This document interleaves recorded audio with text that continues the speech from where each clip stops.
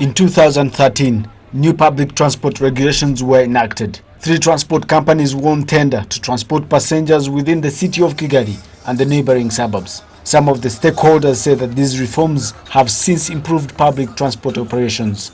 The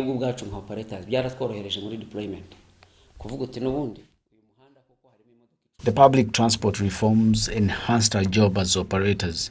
Now you know that a particular route is served by 10 or 20 buses, which streamlined operations and deployment.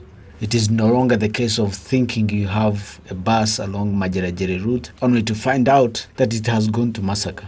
It has even encouraged us to buy bigger buses that would transport a big number of passengers instead of having 80 buses with just 18 seats. This reduced our traffic congestion.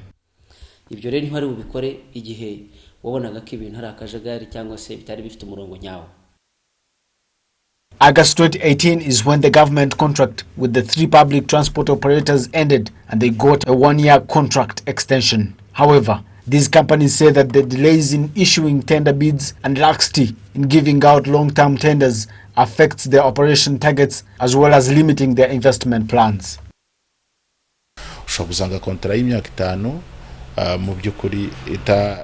5-year contracts do not solve the biggest problem. It would be better if they gave us 25-year contract. Sometimes we are forced to purchase buses which do not necessarily bring about long-term solution in public transport, yet commuters expect us to have nice and long-lasting cars.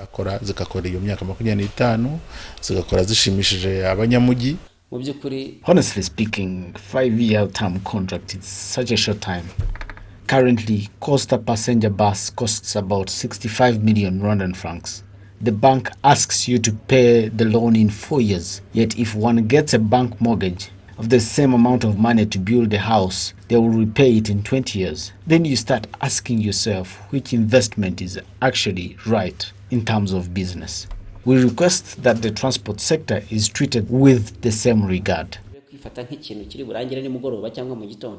Meanwhile, there are some city-suburb routes that are still underserved by public transport buses, according to residents. They request for more bus allocations.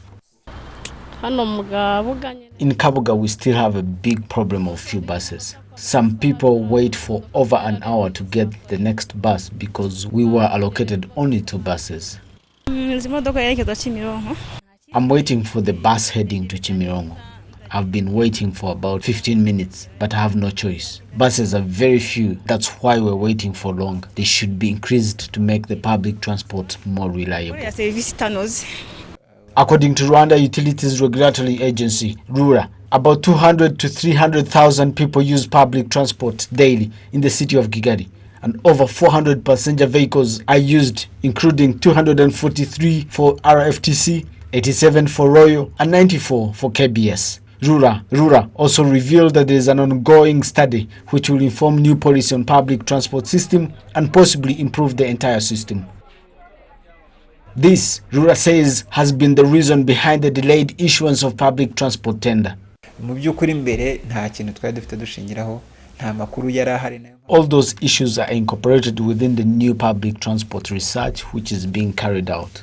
We are waiting to see how that research will inform policy, and then new tender will be put out for bidders. To be sincere with you, previously we did not have any research we based on to make our decisions in public transport system. And that's why we commissioned this research to give us a base of our decisions and policy. Some people say that small size of city roads, traffic congestions are some of the challenges that have marred public transportation, especially in rush hours. This is why some experts call for bus lanes along main routes within the city of Kigali.